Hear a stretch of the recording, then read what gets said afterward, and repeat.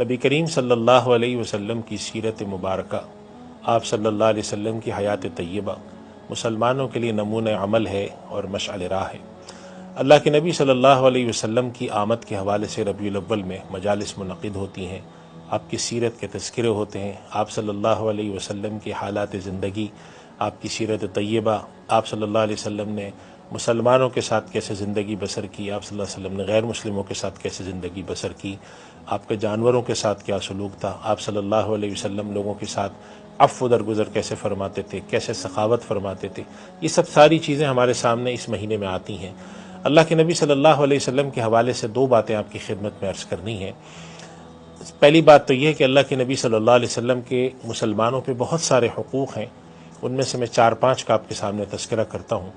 پہلا حق علماء نے لکھا ہے کہ اللہ کے نبی صلی اللہ علیہ وسلم کا سب سے پہلا حق ہے آپ پر ایمان لانا۔ آپ صلی اللہ علیہ وسلم پہ الحمدللہ ہم سب ایمان لاتے ہیں، ہم سارے مسلمانوں کا ایمان ہے، اور ہمارا یہ عقیدہ ہے کہ اگر اللہ کے نبی صلی اللہ علیہ وسلم پر ایمان نہیں لایا کوئی شخص تو اللہ تعالیٰ کے اس کی نجات نہیں ہے۔ قرآن کریم اللہ سبحانہ و تعالیٰ فرماتے ہیں وَمَن يَبْتَغِ غَيْرَ الْإِسْلَامِ دِينًا فَلَن يُقْبَلَ مِنْهُ، اسلام کے علاوہ کسی اور نظام حیات، کسی اور مذہب کو اللہ کے ہاں قبولیت نہیں ہے، اور اگر کسی شخص نے اسلام کے علاوہ کسی مذہب کو اختیار کیا تو اللہ سبحانہ و تعالیٰ فرماتے ہیں لن يقبل منہ، یہ بات اس سے قبول نہیں کی جائے گی۔ دوسرا حق اللہ کے نبی صلی اللہ علیہ وسلم پر ایمان لانے کے بعد ہے آپ کی اطاعت۔ اللہ سبحانہ و تعالیٰ نے جگہ جگہ اطیعوا اللہ و اطیعوا الرسول کا حکم دیا، اور اطاعت کا مفہوم ہے کہ جو نبی صلی اللہ علیہ وسلم ارشاد فرمائیں وہ ہم پر کرنا لازم ہو، یہ مطلب ہے اطاعت کا۔ ہم اللہ کے نبی صلی اللہ علیہ وسلم کو صرف درس اخلاقیات دینے والا نہ سمجھیں، بلکہ اللہ کے نبی صلی اللہ علیہ وسلم کے حکم کو اپنے لیے ایسے ہی واجب الاتباع سمجھیں، واجب الاطاعت سمجھیں، اس کی تعمیل ضروری سمجھیں جیسے اللہ کا حکم ہوتا ہے۔ اسی لیے اللہ سبحانہ و تعالیٰ نے اطیعوا اللہ و اطیعوا الرسول ملا کر فرمایا، اور ایک جگہ تو یہ بھی فرما دیا من یطع الرسول فقد اطاع اللہ، جس نے نبی صلی اللہ علیہ وسلم کی بات سنی، آپ کا کہا مانا، آپ کے حکم کی تعمیل کی، اس نے دراصل اللہ کے حکم کی اطاعت کی، اللہ کے حکم کی تعمیل کی۔ اور اس کی وجہ کیا ہے؟ دوسری جگہ ارشاد فرمایا وما ينطق عن الهوى، نبی اپنے تئیں اپنے پاس سے اپنی خواہش سے کوئی بات نہیں کہتے، ان هو الا وحی یوحی، نبی جو بات بھی کہتے ہیں وہ وحی کی روشنی میں ہوتی ہے۔ تو آپ صلی اللہ علیہ وسلم کا دوسرا حق آپ کی اطاعت ہے، اور آپ صلی اللہ علیہ وسلم کا تیسرا حق آپ کی اتباع ہے۔ اتباع کا مطلب ہوتا ہے آپ کی پیروی کرنا، جو کام آپ نے کیے ویسے کرنے کی کوشش کرنا، جیسے آپ نے نمازیں پڑھیں، جیسے لوگوں کے ساتھ برتاؤ کیا، جیسے آپ نے کاروبار کیا، جیسے لوگوں کو کاروبار کرنے کا حکم دیا،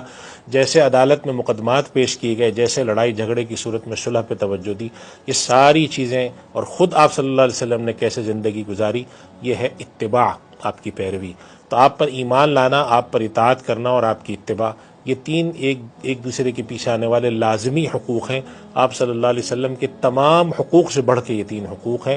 اور اللہ سبحانہ و تعالیٰ نے تو قرآن کریم میں آپ صلی اللہ علیہ وسلم کو حکم دیا کہ آپ اس بات کا اعلان کر دیجئے انسانوں میں اور مسلمانوں میں کہ اگر تم اللہ سے محبت کرنا چاہتے ہو تو میری اتباع کرو۔ یعنی ہم یہ دیکھنا چاہیں کہ کسی شخص کا اللہ سے محبت کا دعویٰ ہے یا کوئی اللہ سے محبت کرنا چاہتا ہے، ان کنتم تحبون اللہ فاتبعونی، تو اللہ کے نبی صلی اللہ علیہ وسلم فرماتے ہیں کہ اتباع میری کرو۔ اللہ کے نبی کو حکم ہوا کہ آپ اعلان کر دیجئے اللہ سے محبت کے دعوے،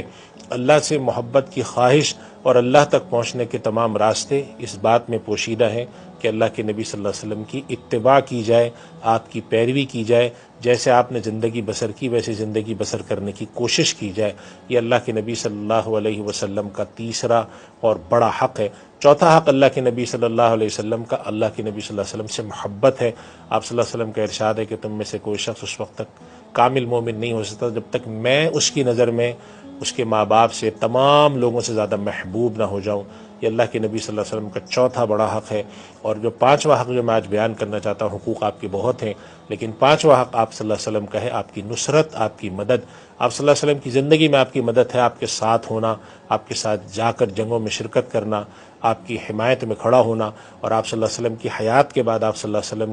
کی نصرت یہ ہے کہ آپ صلی اللہ علیہ وسلم کی توہین کے مقابلے میں کھڑا ہوا جائے، آپ صلی اللہ علیہ وسلم کی ذات گرامی پر آنے والے ہر حملے کو روکا جائے، چاہے وہ مدعیان نبوت کی طرف سے آتا ہو یا چاہے وہ توہین کرنے والوں کی طرف سے آتا ہو۔ تو کم سے کم ربیع الاول کے اندر ہم یہ اہتمام کریں کہ ان 5 حقوق پر توجہ دیں، اللہ کے رسول پر ایمان جو کہ الحمدللہ ہم کو حاصل ہے۔ اب بعد کے جو 4 حقوق ہیں وہ ہمارے لیے اہمیت رکھتے ہیں کہ آپ صلی اللہ علیہ وسلم کی اطاعت، آپ کی اتباع، آپ سے محبت اور آپ کی نصرت۔ اللہ تعالی ہمیں عمل کرنے کی توفیق عطا فرمائے۔ وآخر دعوانا الحمدللہ رب العالمین۔